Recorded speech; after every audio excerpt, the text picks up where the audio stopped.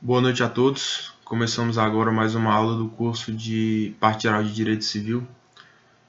Na última aula nós paramos justamente no tópico dualismo e a classificação dos principais ramos da árvore jurídica.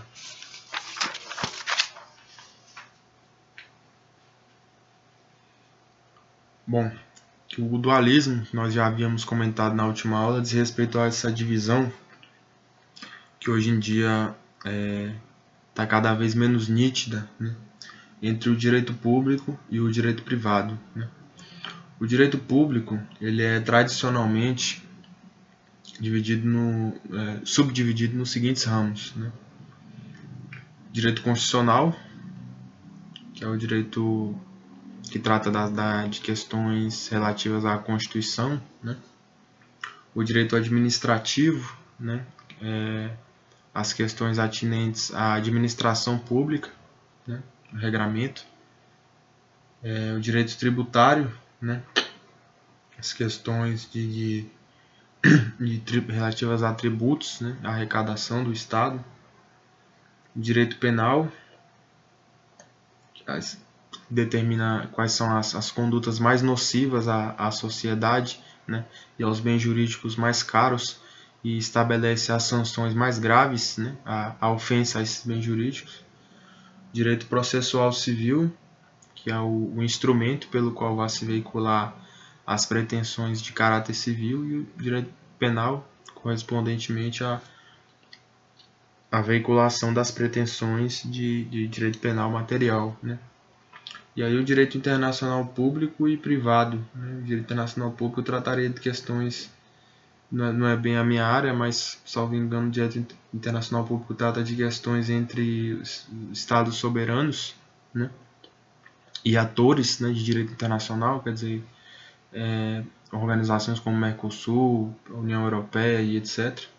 E o direito privado, internacional privado, salvo engano, são questões de interesse particular, mas envolvendo ali ordenamentos jurídicos distintos, né, de países soberanos, de dois países diferentes pelo menos, né. A diferença aqui, principal a nota, né, distintiva, né, sempre tendo em vista que cada vez há uma intersecção maior entre o direito público e o direito privado, principalmente pela publicização do direito privado, quer dizer, o influxo de normas de direito público, onde em princípio, né, deveria predominar o princípio da autonomia da vontade das partes envolvidas, né, uma vez que aparentemente seria um interesse meramente privado, né. No direito público, a nota seria a predominância de normas de ordem pública, né, que tutelam os interesses da coletividade e se sobrepõem à vontade das partes, quer dizer, normas imperativas, né, que não podem ser afastadas pelas partes, né, que elas têm que obedecer. A convenção entre elas não tem um condão de afastar essas normas de direito público, né. O Estado tem um interesse em que isso seja cumprido, em que as coisas se deem da forma como ele estabeleceu, né. E o direito privado, né, tradicionalmente também é subdividido em direito civil, direito comercial ou empresarial, né. Direito civil é justamente o objeto aqui do nosso estudo, né, que seriam as relações entre os particulares na condição de particular, né. O direito comercial, as questões relativas ao exercício da empresa, né, da atividade de produção e circulação de bens e serviços com o intuito de lucro, né, de forma organizada, de forma profissional, né, que tem uma dinâmica própria, que se vale muito dos elementos de direito civil, mas que tem algumas notas características, né, pela necessidade, a dinamicidade, né, da atividade empresarial.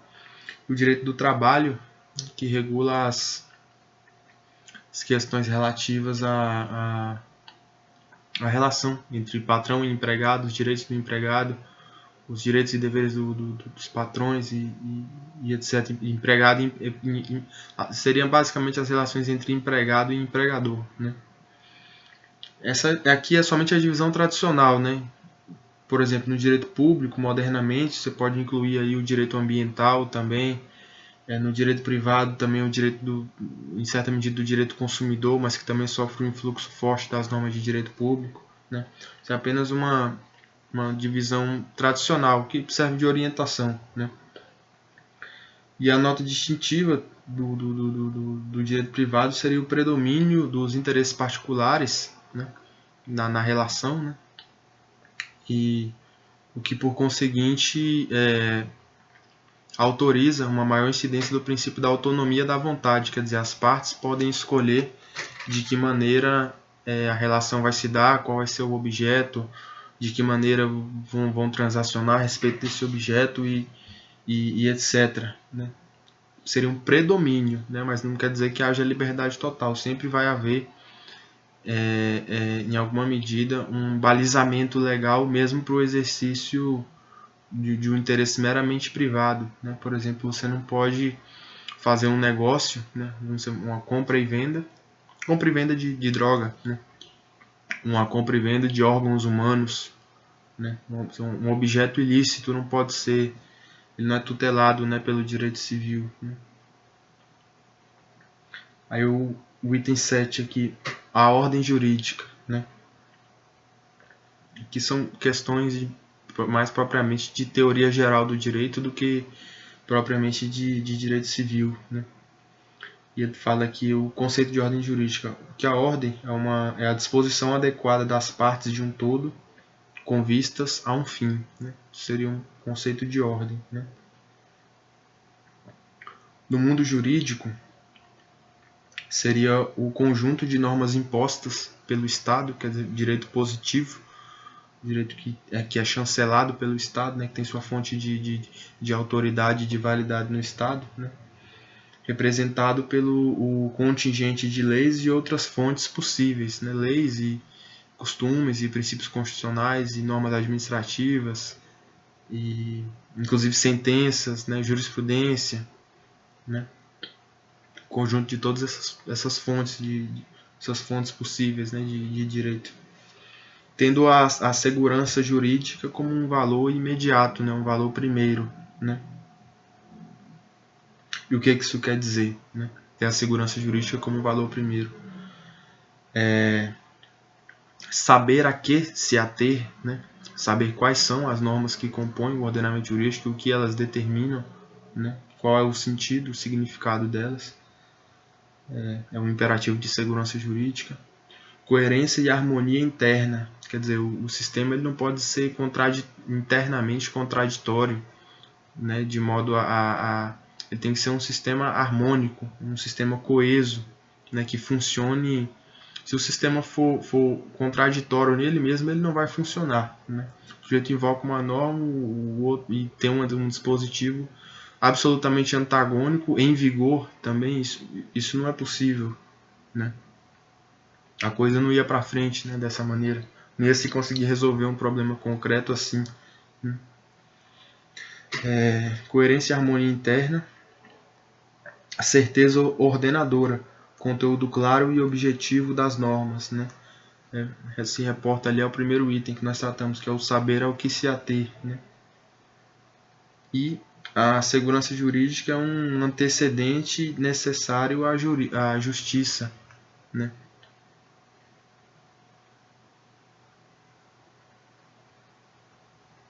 Com certeza, né? Está se operando o direito, está se operando, vamos supor, uma sentença operando a justiça com base em alguma coisa, né? Que você sabe que existe, né? Não foi o juiz não tirou da cartola um elemento ali que era desconhecido pelas partes, né? O ordenamento jurídico, a segurança jurídica, ela promove a segurança do agir, né? Você saber que está agindo conforme o direito, né? E sabendo que agindo conforme o direito, as consequências vão ser essas, essas e essas, né? E agindo em desconformidade com o direito, as consequências vão ser essas, essas e essas, né? Se você tem uma expectativa, né, por estar agindo conforme o direito, né, e de repente o juiz tira da cartola uma norma que está fora do ordenamento jurídico, que ele tirou da cabeça dele, né, isso não pode ser justiça, né, porque isso frustrou uma expectativa legítima sua, né. Então, nesse sentido, a segurança jurídica é um antecedente necessário à justiça, né. 7.2 A missão dos juristas: cultivar a ordem jurídica, o estudo comparativo das fontes admitidas pelo sistema, reparação de antinomias e inconstitucionalidade. Então cabe ao jurista fazer esses arranjos intelectuais, né? Vamos supor, há um aparente conflito entre duas normas, então a doutrina jurídica estabelece esses determinados princípios de solução desses conflitos para que se mantenha a harmonia do sistema, como por exemplo o princípio da hierarquia, o princípio da especialidade, né? E no caso da inconstitucionalidade, há o princípio da preservação da norma, quer dizer, nós não queremos que uma norma seja declarada inconstitucional, seja afastada do ordenamento jurídico, né? Então vai se buscar uma interpretação daquela norma, um sentido possível daquela norma que esteja de acordo com a Constituição, né? E esse é um esforço intelectual do jurista, né? E caso realmente não seja possível, se posicionar no sentido de que aquela norma realmente não é válida, né? Que ela não tem fundamento na Constituição, né? E aí sim se entender pelo afastamento daquela norma do ordenamento jurídico pela falta de validade, né? A falta de amparo na Constituição. Ele fala aqui o direito natural, guia do legislador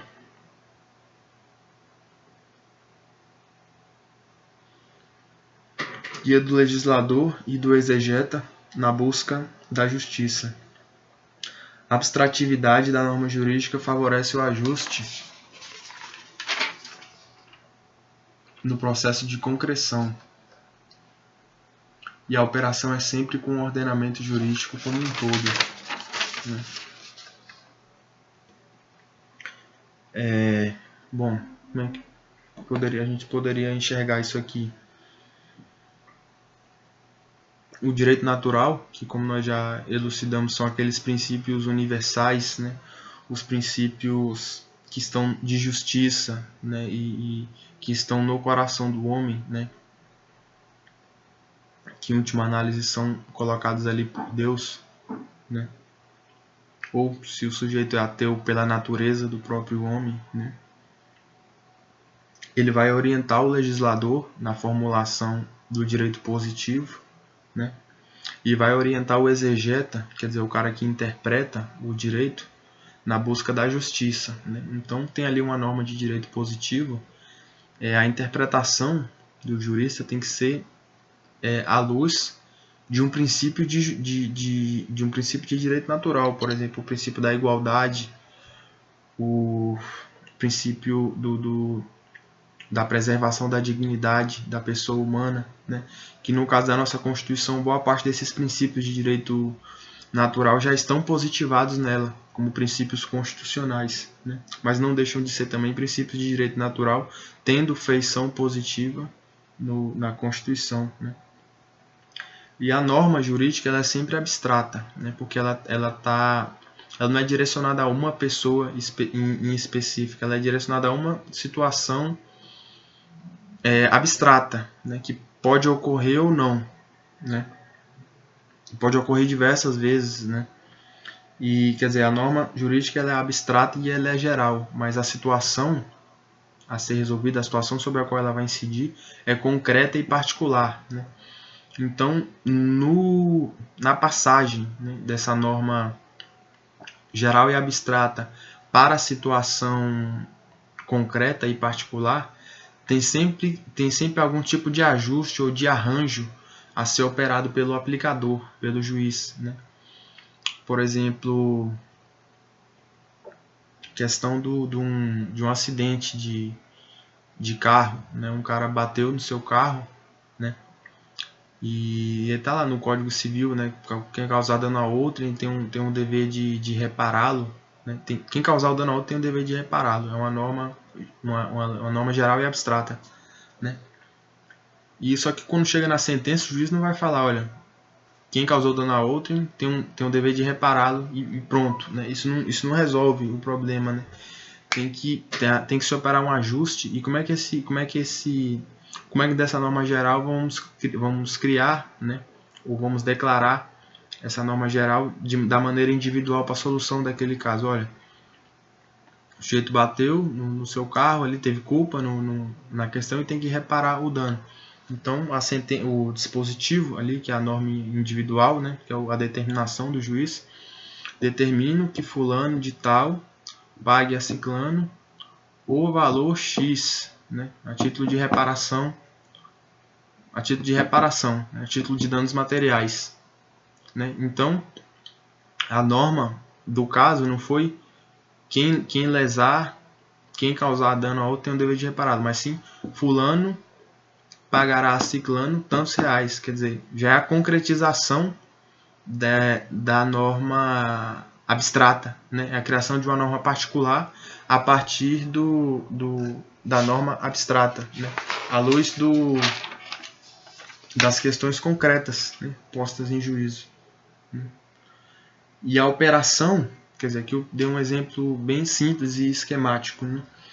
Mas a operação, ela nunca vai ser, pelo menos não deve ser somente pegando um dispositivo de lei e fazendo aquele processo silogístico de subsunção, né? Premissa maior aqui a regra geral, premissa menor o caso concreto, conclusão. Não. Você deve levar em conta outros elementos, sobretudo os elementos de ordem constitucional, né? Os princípios constitucionais eles devem incidir na aplicação de toda a legislação infraconstitucional. Então, ao determinar, né, ao declarar a norma individual, ao proferir o comando ali na sentença, o juiz deve ter em conta, olha, o princípio da dignidade da pessoa humana, o princípio da igualdade, né, e etc, etc, etc, né? Direito à propriedade, direito fundamental à propriedade, direito fundamental à segurança, direito fundamental à vida, e tudo mais, né? Tudo isso aí vai incidir, todo esse bolo normativo, o juiz vai ter que operar com isso aí para poder declarar a norma individual que vai resolver o caso, né? Aqui o ponto 8, origens do direito civil, considerações gerais, né? E aqui ele traça alguns pontos sobre o direito positivo, né? Direito positivo direito positivo, objeto cultural que busca adaptação à sociedade, né? É um produto da cultura daquela sociedade, né? Que busca se adaptar a ela, quer dizer, estabelecer as soluções e as condições de convívio e, em certa medida, de estabilização social e talvez até de progresso, né? Em certo sentido, daquela sociedade, né? E por isso ele está impregnado de historicidade, né? Leva em conta as tradições daquela comunidade, né? Como ela se formou, né? Quem são as pessoas que estão ali, qual é o caldo, né, de cultura que de história, né, na verdade, que está envolvido ali. E o direito positivo compõe-se em boa parte de instituições que nasceram no passado, que foram atualizadas para o presente, né? Por exemplo, o direito de família, né? Quanto tempo existe família, né? Família no modelo judaico-cristão mesmo, né? Já há muito tempo, né? Milhares mais de 1000 anos, né? Com certeza, de 2000 a 2000 anos, não sei.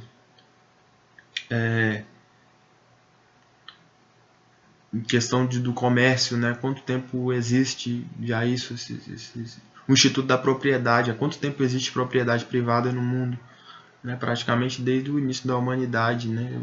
Imagino eu, ou algo próximo disso, né?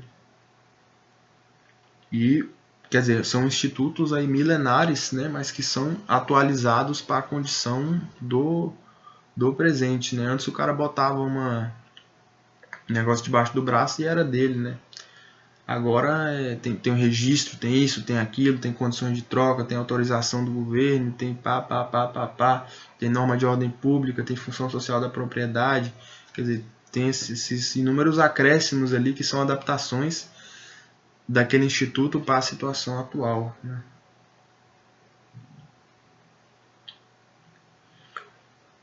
E aqui uma nota do Francisco Amaral, que é um grande civilista brasileiro, né? O direito civil se funda na igualdade entre as pessoas e em seu poder de autodeterminação, né? Que é justamente o que nós vemos falando aqui. O direito civil ele trata as relações dos particulares como particulares, como indivíduos, né? Não no papel social de patrão, no papel social de fornecedor ou no papel de administrador público, não, como um sujeito humano, né? Num patamar de igualdade com outro sujeito humano, e a partir daí é que partindo dessa premissa, o direito civil parte dessa premissa, né? Para estabelecer as suas normas, né? E Francisco Amaral coloca aqui que a proteção dos economicamente mais fracos não é da índole tradicional, né, do direito civil, né?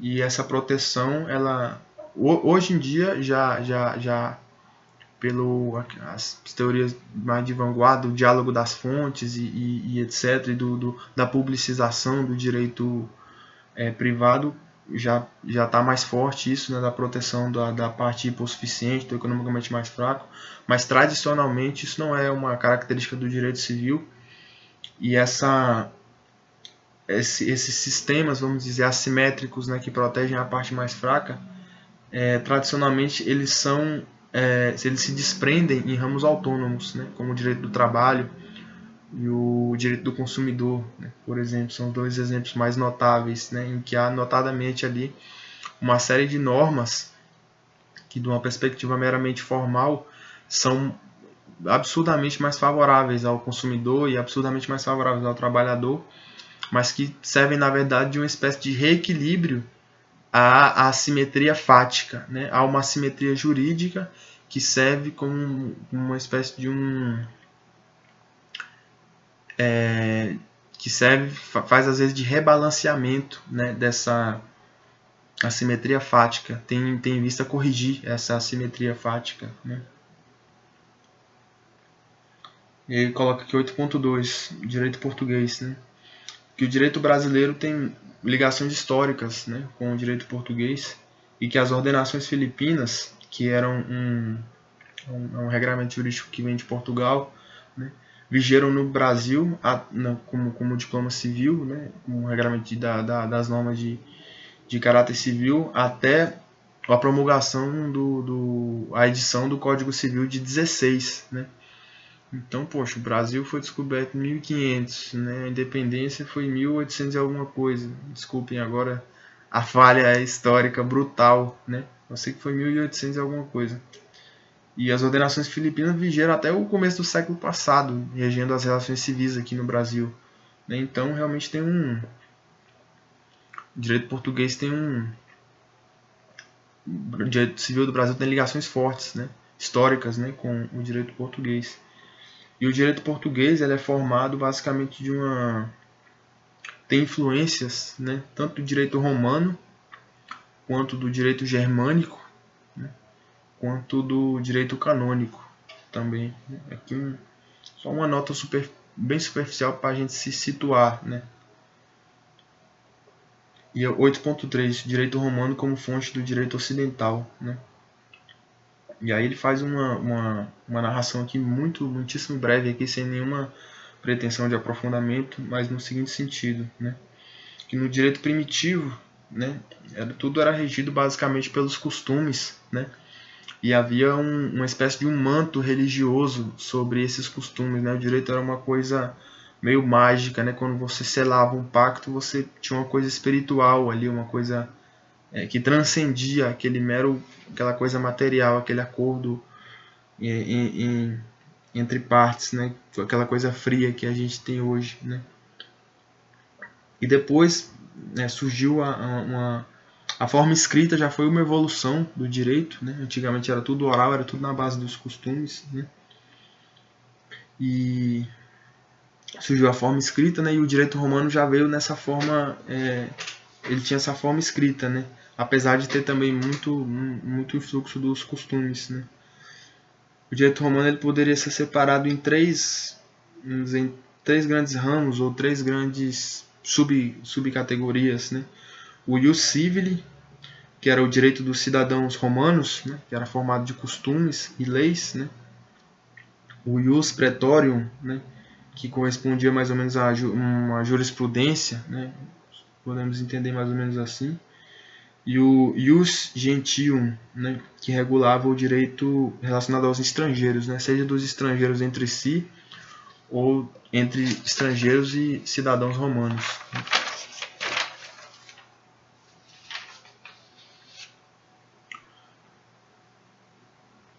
O ius gentium, né, ele era basicamente formado por jurisprudência, né, e se adaptava às diversas origens e valores dos povos estrangeiros, né? Então, basicamente tem estrangeiros litigando, né?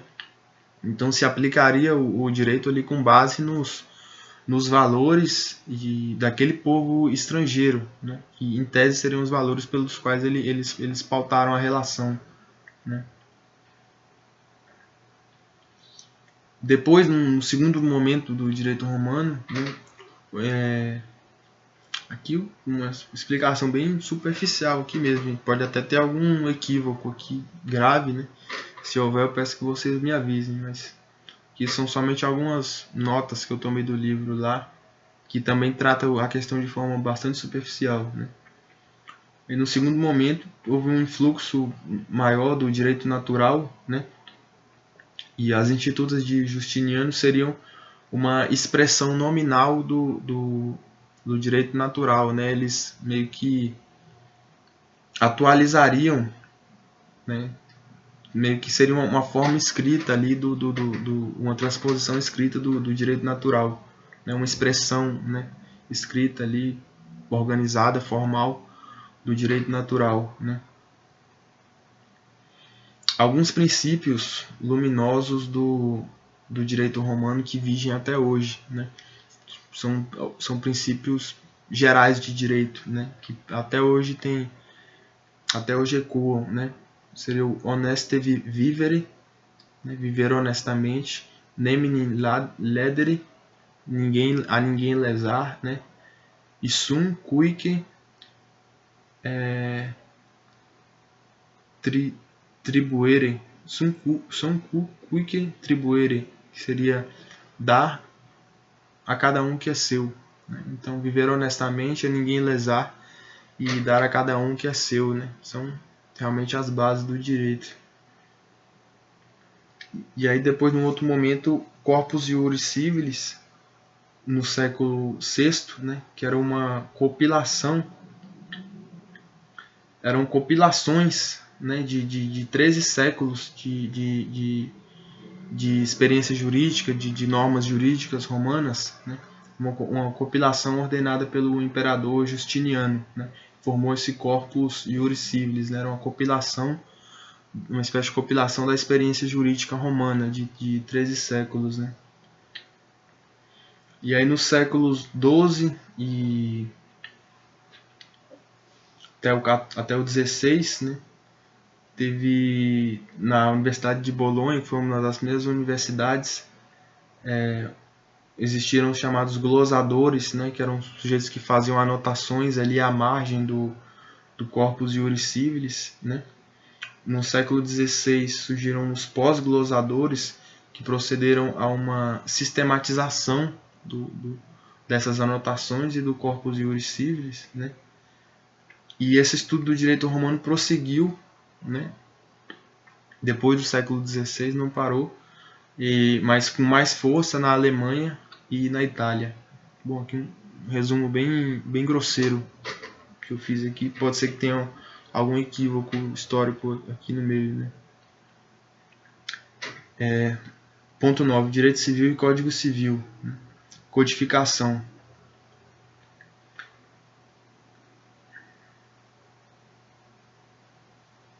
A codificação, o direito civil não se confunde com o Código Civil, né? O Código Civil é uma das formas de expressão, né, do direito civil, né? Mas o direito civil não está todo contido no Código Civil. A codificação é uma forma de organização de um acervo normativo de forma prática, técnica e sistemática, né? É uma coisa para facilitar o entendimento e a aplicação daquilo ali, né? De fato, quem já se interessou por estudar direito um pouco e você ter, por exemplo, um Código Civil, um Código Penal, é muito mais fácil estudar e aplicar aquilo ali do que ter que ficar pescando milhares de trechos de leis esparsas e ter que fazer um trabalho intelectual de coligir aquilo ali a cada momento, né? É uma coisa bem mais trabalhosa, menos prática, né? Uma técnica bem menos eficiente, né? Do que já ter aquilo ali organizado. Olha, parte geral aqui, que vai refletir em todas as outras, segunda parte, terceira parte, tudo bem ordenado, bem concatenado. É um instrumento muito útil, né, para o aplicador do direito e para o estudioso também do direito, o código, né? Mas o código ele tem sua limitação, né? Ele tem uma forma fechada e o direito continua evoluindo, surgindo, se por vezes tem alguns aspectos que não se encaixam propriamente ali na estrutura do código, né? E aí surgem as leis extravagantes, né? E as atualizações, né? do próprio código. No caso do Código Civil, né? A divisão sistemática é em duas partes grandes, né? Seria a parte geral e a parte especial, né? A parte geral trataria das pessoas, dos bens e dos fatos jurídicos, e a parte especial trataria da família, propriedade, obrigações e sucessões, né? Só que essa parte geral do direito civil, que trata das pessoas, dos bens e dos fatos jurídicos, ela tem alguns elementos de teoria geral do direito que são aplicáveis ao direito como um todo, né? Por exemplo, a questão da capacidade, né, ali da validade do ato jurídico, da eficácia e etc. Aí aqui, lei de introdução às normas do direito brasileiro, que é a LNDB, e o Código Civil, né? A LINDB, ela trata da operabilidade das normas, né? É uma espécie de... São normas sobre normas, né?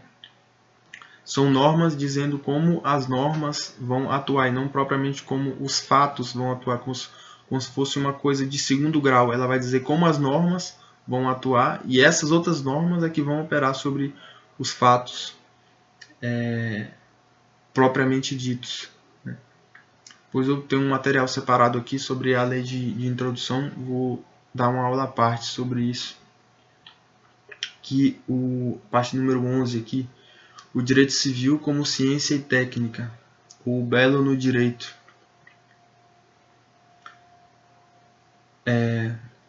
11.1 como ciência.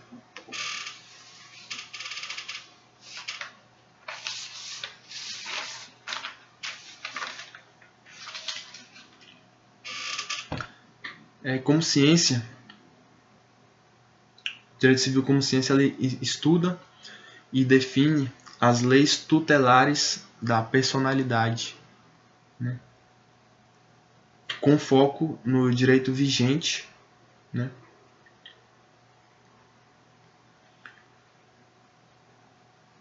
E temos que ter em conta que o direito se apresenta por meio de um processo evolutivo, né? Então é necessário, em certa medida, ter noção dos institutos pretéritos, né? Para você entender propriedade, família e etc. e tal. É importante que você entenda a gênese desses institutos e como eles evoluíram até chegar no patamar que eles estão hoje. Porque eles não foram introduzidos do nada, né? São institutos antigos que foram evoluindo, né? Isso é um tipo de estudo que me parece muito produtivo para o entendimento e para o encaixe das peças de conhecimento dentro do nosso entendimento, né? Saber quais são os elementos de experiência real que motivaram as primeiras normatizações, né? O que aquilo ali está regendo, a que elemento concreto essa norma se reporta, né? E por quê, né? E a pesquisa da gênese histórica do Instituto, eu tenho a impressão que colabora bastante para esse tipo de estudo, né? A ciência do direito, né, que vai tratar que trata da dogmática jurídica, né, que trata do direito positivo, né, ela vai analisar a coerência interna do ordenamento, sobretudo tendo em vista a harmonia das normas com a Constituição Federal, que é a norma matriz, né, que é o fundamento de validade do ordenamento, né.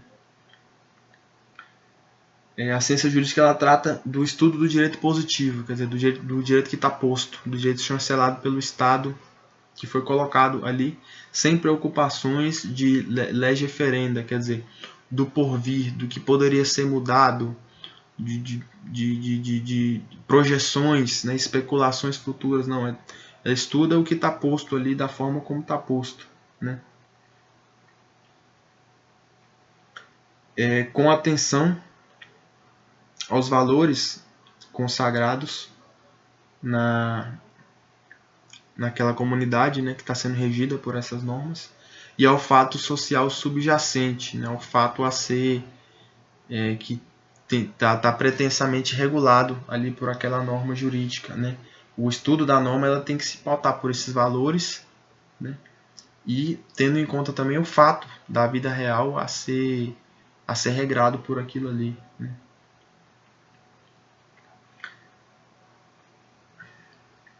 A ciência jurídica, portanto, ela tem por objetivo revelar o direito vigente, né, com o auxílio da hermenêutica, que é a ciência da interpretação.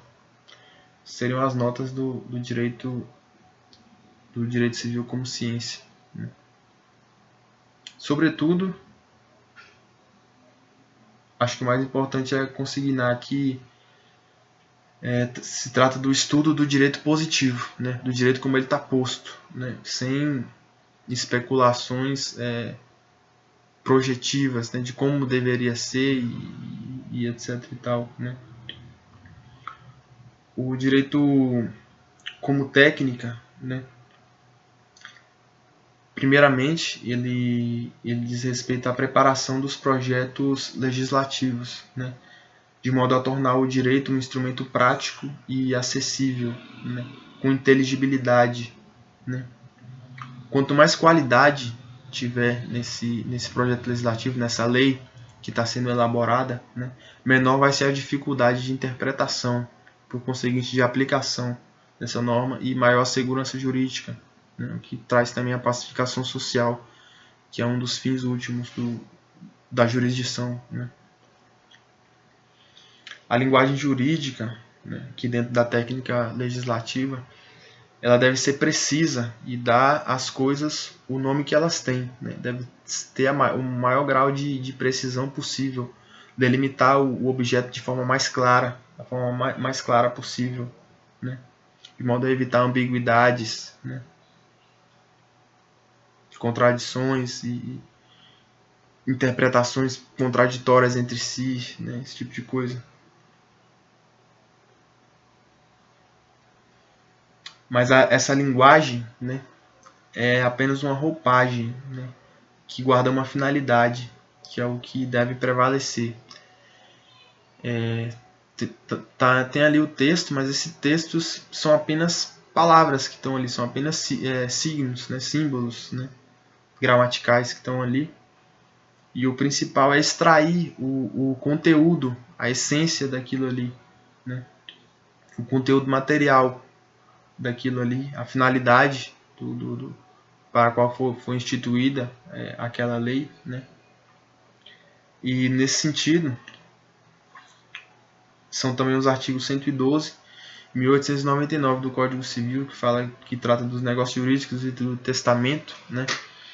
E eles trazem algumas regras interpretativas, e dentre elas aqui nós devemos nos ater mais ao sentido que pretensamente que queria se dar para aquilo ali, para aquele texto, do que a dicção literal daquele texto. Quer dizer, deve sempre buscar a finalidade, né? O texto ali é apenas um veículo, é um instrumento que está veiculando uma determinada finalidade, né? Que tem um objetivo, né?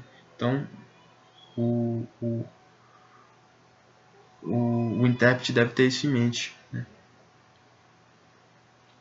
Não enxergar aquelas palavras como o conteúdo material da coisa, as palavras em si mesmas, mas o que elas querem transmitir, o que o conjunto, aquele conjunto ali quer transmitir, qual a finalidade daquela norma, né?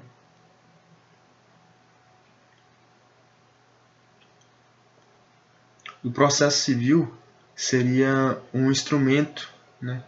Teria um caráter instrumental em relação ao direito material, né? Seria o meio de encaminhamento da pretensão de direito material, né? E de promoção do debate judicial, né? Sob critérios justos e racionais.